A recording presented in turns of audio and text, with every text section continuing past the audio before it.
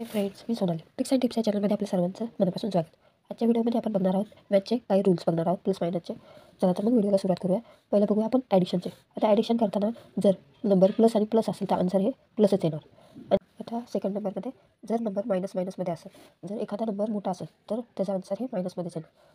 आता इथे पण तसंच आहे, प्लस आणि मायनस यांची ॲडिशन करायची असेल तर नंबर जो मोठा असेल ते आन्सर येणार, प्लस किंवा मायनस. इथं पण तसंच, जर नंबर मायनस हा मोठा असेल किंवा प्लस हा मोठा असेल तर ते प्लस येणार किंवा मायनस येणार. ओके. तसंच सबस्ट्रॅक्शनचं पण बघूया आपण.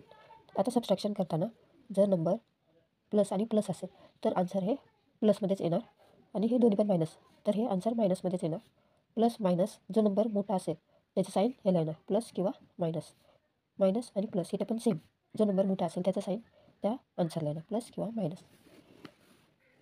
आता मल्टिप्लिकेशनमध्ये बघूया. जर नंबर प्लस आणि प्लस असेल तर आन्सर हे प्लसच येणार.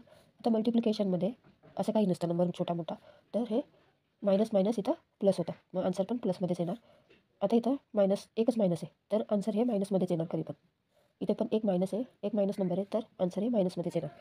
इथे मल्टिप्लिकेशन अँड डिव्हिजनमध्ये सेमच साईन यूज होतात. प्लस प्लस प्लस आन्सर येतं, मायनस मायनस प्लस आन्सर येतं, प्लस मायनस मायनस आन्सर येतं, मायनस प्लस मायनसच आन्सर येतं.